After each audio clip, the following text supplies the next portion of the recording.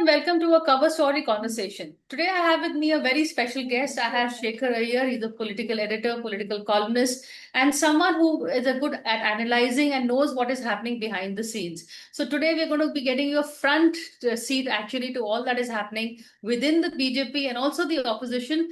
But Shekhar, first I'd really like to start with the BJP reshuffle that has finally happened. Nitin Nabin gets his own team finally. What do you make of the new team? Thank you, Priya. Thank you. This was in the works for a long, long time. In fact, it was ready sometime early last month. But it took a while, and in the meantime, you had a by-election in Bankipur, which is the home constituency of the new party president. And there were difficulties. They had named a candidate, and then they had to change a candidate. And ultimately, BJP lost that seat. And that was a shocking loss, I would say, because the victory went to Jan Suraj leader Prashant Kishore.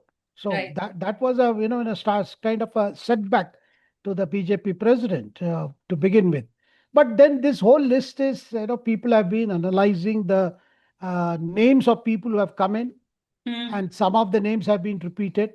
But I think, Priya, I would like to begin looking at this whole team as not so much as new faces that have come, but actually this is a new system is being put in place. I see. Faces are important, but then more than the faces, you are seeing people who were earlier serving in the states. They are being brought to the national level, be it the new social media chief or the other various morchas, these Before various. Shekhar, before we look at the messaging of the reshuffle, can we look at the headline from it? Who are the big ticket faces that you were surprised to see making a comeback, or you were expecting Smriti Irani, for instance, to make a comeback? And people who have been left out, like Anurag Thakur, just the big ticket names, and then we will go in the messaging. Yeah, I mean, Smriti Irani coming back as BJP General Secretary was indeed a surprise, because I don't think she herself was expecting this kind of a prime responsibility being given to her. No, she has always been part of the star campaign team. Every election, Smriti Irani has been drafted for campaign work. She has been one of the star campaigners. But I did not expect that she would be actually made one of the general secretaries. In the BJP, kind of things, general secretary is a very, very important role. It's more important than even the BJP vice president. Right. Though in terms of hierarchy, you will say president, vice president, and secretary, but general secretary is a very important. And in the first lot of work allocation, we have not seen Smriti Irani being actually given any particular task. But I would expect that she will play a very crucial role in terms of ground campaigning, both in Uttar Pradesh, Uttarakhand, and Punjab also, because I mean, she is one person who can easily mingle with the crowd in any one of these states which are going to polls. So that's a very important message.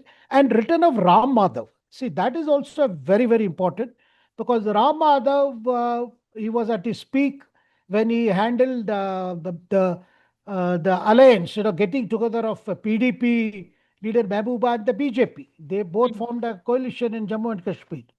And that did not work for too long, because obviously Mehbooba Mufti had issues with the BJP and our core constituency, which was backed by some very militant, I would rather hardliners. They also were making it difficult for it to function. And ultimately, the alliance collapsed. And at that time, probably BJP expected Ram Madhav to do his best and somehow pull the alliance out of trouble. Because the net result was it had an implication in Jammu, where people were upset that Hmm. BJP chose to go with Mehbooba Mufti and form a government, and finally end up in a sorry state of affair, because ultimately the positions only hardened. It did not bring together the two hardline positioners in terms of the Jammu Kashmir politics. So return of Ram Madhav is also interesting. Is Ram Madhav has been quite prolific with his articles, Hmm. not just on strategic affairs, but also on national affairs. So I would expect Ram Madhav to be given a role which will involve, you know, uh, rephrasing the RSS Sangh BJP ideology in terms of how it can get traction among youngsters. Yeah. But see, that is going to be a big task, and I believe that is the reason he is returning as BJP vice president, and also the fact that he belongs to as much to the Sangh as to the BJP, the current position. He will be playing an important role, a kind of a bridge between Sangh and the BJP. Right now, you have BL Santosh, who is the BJP General Secretary in charge of organization.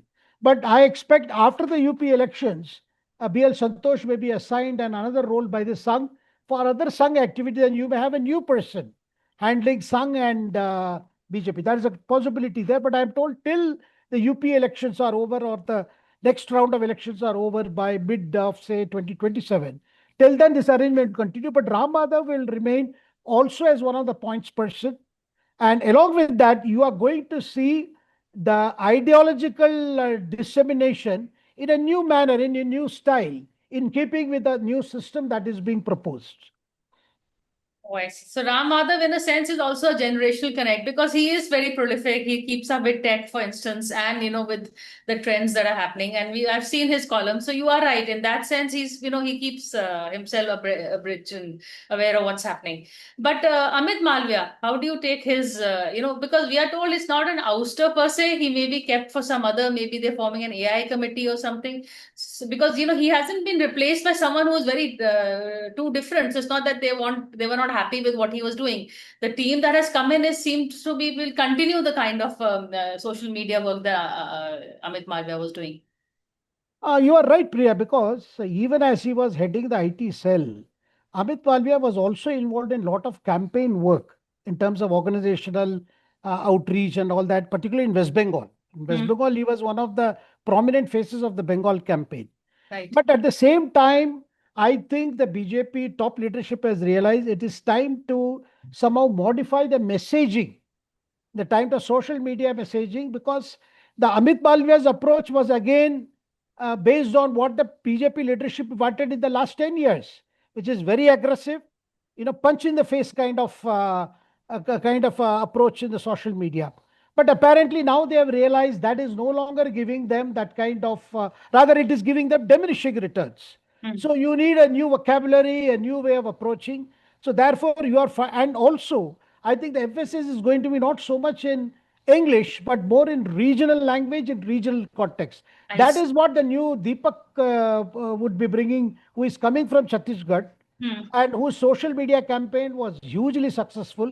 He has a good team of people.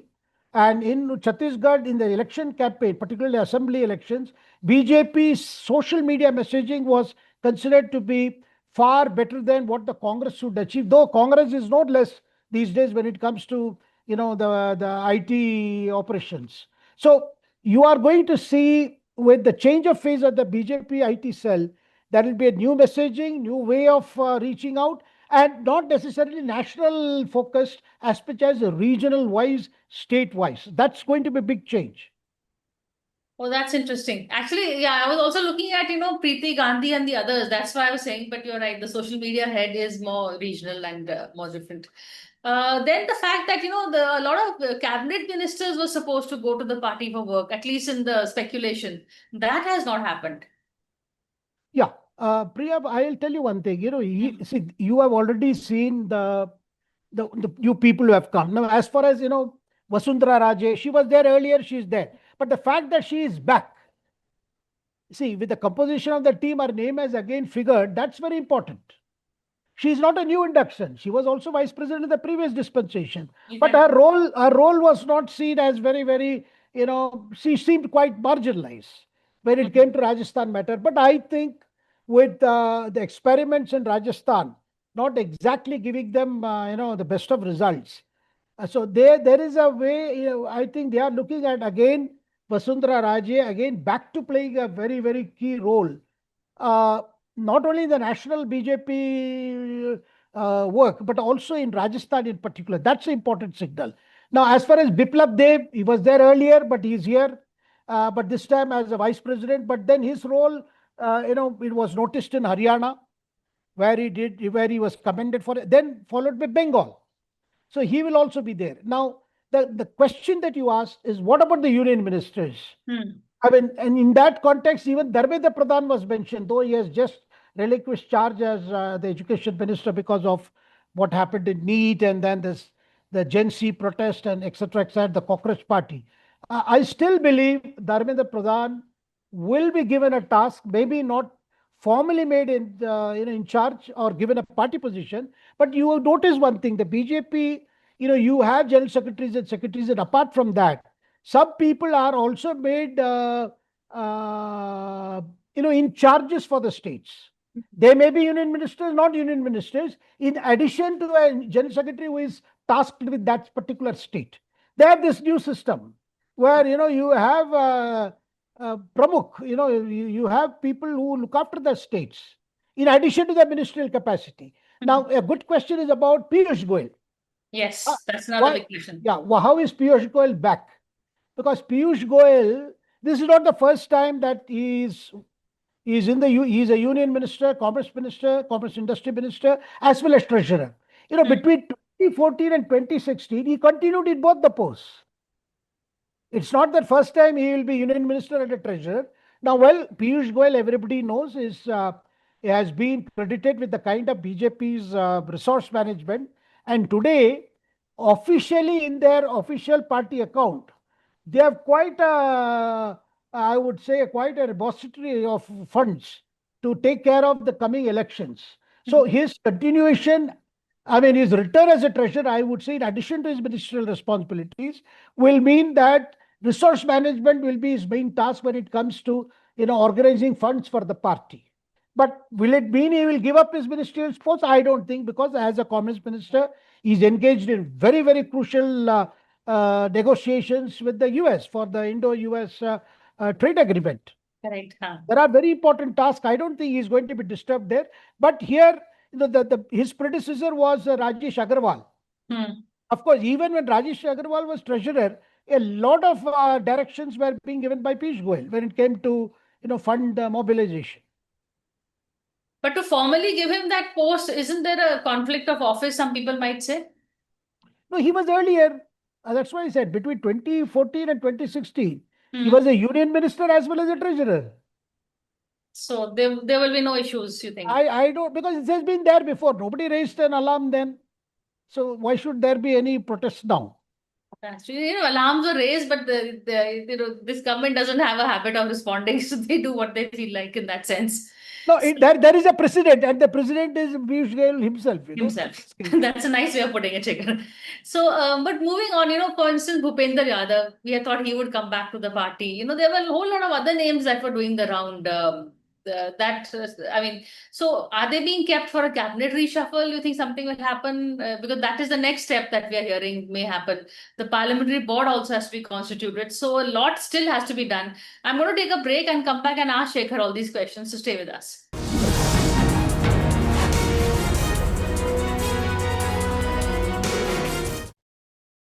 Hello and welcome back to a cover story conversation. I have with me Shekhar Iyer. He's my one-stop really answer to all that is happening, or try to figure out what is happening within the BJP, because as you know, these days very few people know or can give us a informed analysis really, Shekhar, on what's happening. So Shekhar, is there a cabinet reshuffle? What next? Because we are hearing all kinds of things on social media. Parliamentary board nahi bana hai, the CSC nahi bani hai, reshuffle hoga nahi hoga. So definitely, a reshuffle is expected as we are speaking now. I mean, now with the party announcing its first set of names to manage the party work in the terms of new list of office bearers, there is a good indication that there will be a kind of changes in the union cabinet and council of ministers that could see a number of new faces. And at the same time, there is a possibility some people could be assigned some crucial work. That is not ruled out as yet. But again, the timing is left to the prime minister. With some people say, now right now the prime minister will get busy with the BRICS summit, which will happen in Delhi, when you will have all the leaders. I mean, Russian, Chinese leaders will be here. He could be busy with that, possibly maybe a little later, or it could happen even before end of this month. There is a good chance it could happen before end of this month, though just a week or a few days are left. So there is a good possibility of it happening. Definitely, some changes will be there. But again, the timing is prime minister's. But everybody in the party expects now that there will be changes, and it's likely, people who did not figure in the office bearers of list could find a place in the Council of Ministers. You mentioned Anurag Thakur. You have also seen the Yuva Morcha leader Tejasvi Surya, who Mhm. gave up the post. Maybe he could be one of the young, fresh faces with the government. I mean, these possibilities are there. But And the definitely, people like definitely, Raghav Chadha and all who yeah. And one thing is clear, Priya, everybody in the party now feels that the government needs to, shake off that kind of a fatigue that appears to have gathered. And particularly in terms of messaging, in terms of government work, Prime Minister desires there is more energy, particularly at the junior ministers level. And so I don't see immediate change in terms of the top important portfolios. the top But four. top four may not be immediately, but the the timeline I would give for changes could be anywhere between last week of August to September, and before Pitru Paksh starts. We'll have to keep that also in mind, because auspicious, inauspicious timings are definitely taken into consideration, because the people generally want to take charge when uh, things are good stellar wise also. No? Correct. No, that makes sense. But you were saying the messaging of the reshuffle, the energy of the new team. Are you the age? The average has actually gone up since the last time, in that sense. So, and we don't see very many young Turks. Like Tejasvi Surya, Raghav Chadha, or even Anurag Thakur. Maybe not so young, but he's still considered a young leader. So those symbolic optics has not happened. Yes, they have not happened. And of course, in the list of office bearers, if you see a number of people, almost I think 50 of the 67 who are in this new team, the faces you are seeing, a lot of them are below 50. Hmm. And a lot more of them are below 40, and 35 also. So definitely the emphasis on young. Young not in terms of age also, in terms of their style, in terms of how they articulate the party work. But in the government, what is now needed is the PM, projected those five pillars, or what you call dharas, seven Hmm. dharas rather. Dharas, the stream. I mean, core areas where he expects a very, very fast thing, and he set a timeline of 5 years.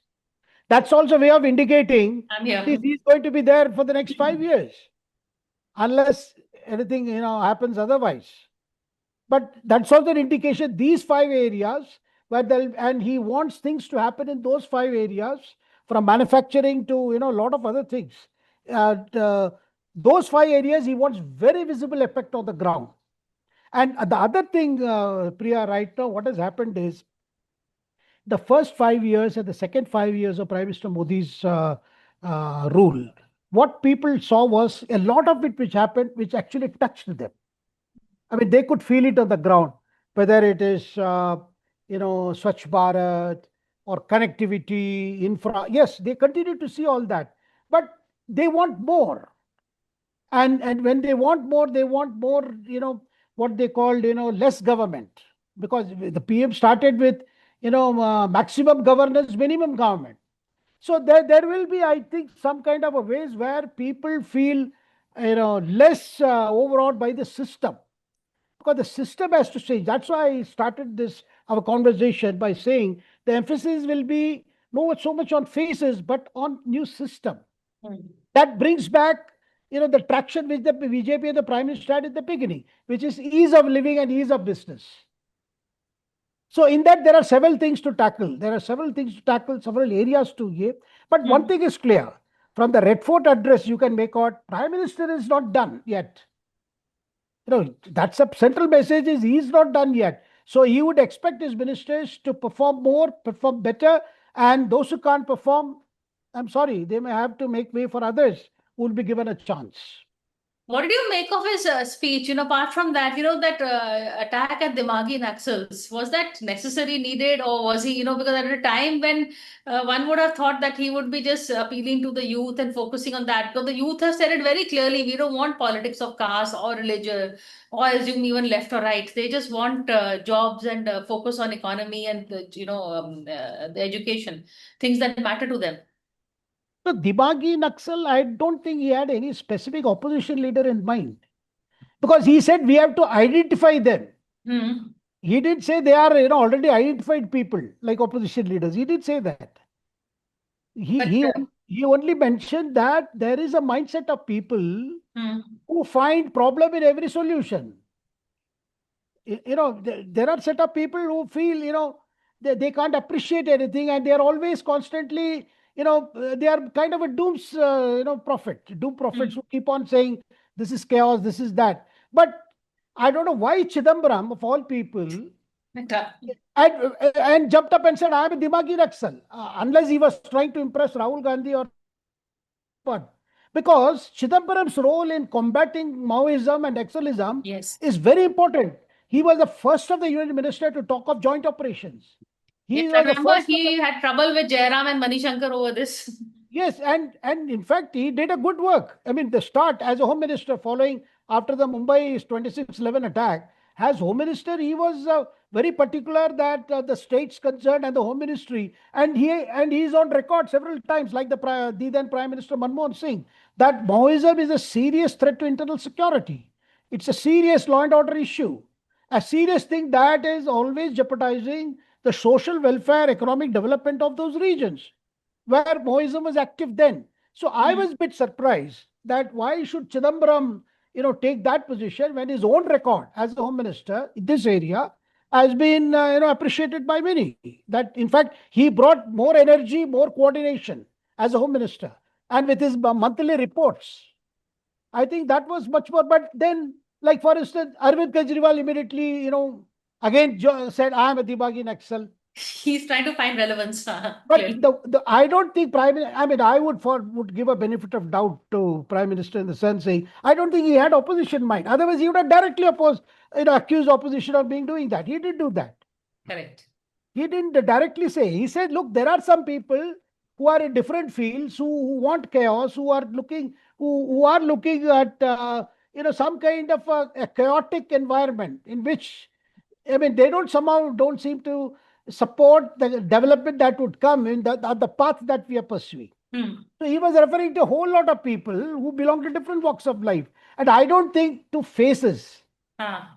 So, but then it has become here. But then on this account, Priya, the BJP will never be a back foot because Maoism, the attack on, I mean, the way they have, at least on the ground, and it's an admission. You see, when Prime Minister says, look, we have succeeded on the ground Hmm. with that March 31st deadline. But at the same time, this is more of a thought process. Yeah. It is in that context he mentioned. Because the Maoist ideas, which believes that our constitution cannot deliver us justice. So basically, that is the Maoist concept that power flows from the gun. Hmm. So that is actually a kind of a mindset, and I feel he was talking about that mindset. But I don't see why people who have served in the government as chief ministers and ministers, union ministers, why should they say that they are Dimagi Naxals? They are not Dimagi Naxals. Even if they want to claim they are. Well, Naxalism is not just the power of the gun and everything. It's also the idea of revolution, students, Yeah, that children see questioning that see authority. Maoism. You see, it It's it it, it thrived because there were certain areas where the developments could not reach. right. Then came a phase the Maoists did not want development. They used to blow up schools. They used to blow up bridges because as if development comes there, apna dukan band ho jayega.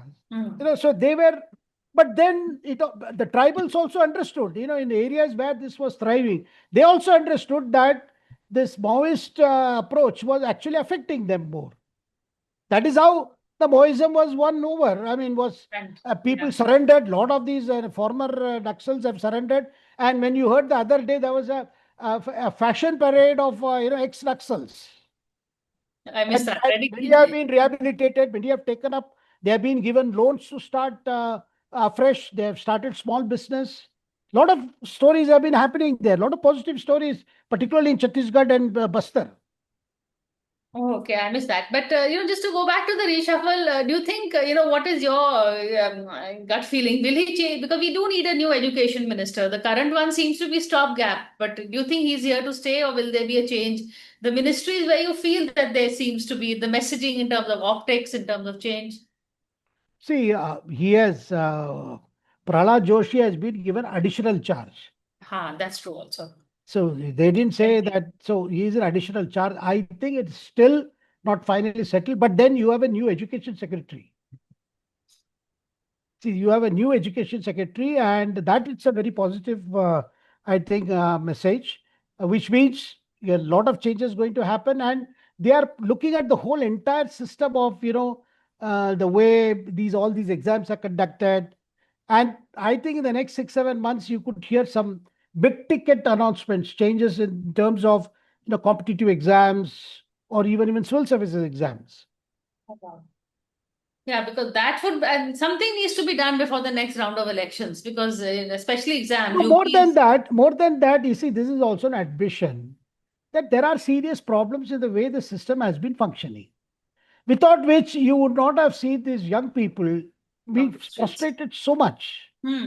See, this, whatever could be other factors that was involved either in Ranchi or in Jantar Mantar, but definitely young people have been quite exasperated, I'll put it mildly, quite exasperated that things have been going, for such a long time, and as if, the system is above all of them and it can do, and it is bringing them a lot of pain and stress and pressure. That needs to change. And this is a wake up call. I think government may not openly admit it, but I think that is the way they are looking at it. So that is interesting. If they do actually change the way the exams are conducted, or not club them all together, or at least look at the big ticket exams for doctors, No, IAS. no, if you are unhappy with the effect, you'll have to remove the cause. Otherwise, no point in looking at the effect and say, oh, this is wrong, that is wrong. But what is the cause of all these things? You have to address the cause. If you do away with the cause, then the effect will live away. And you do think that that is something the Prime Minister would be looking into, knowing Yes. him. Okay. Yes. On that note, Shekhar, thanks a lot for sharing a lot of insights. And we're going to watch this space. And maybe after the reshuffle, when it happens, we're going to call you back again. But thank you so much for now. Thank you, Priya. Thank you very Thank you. much.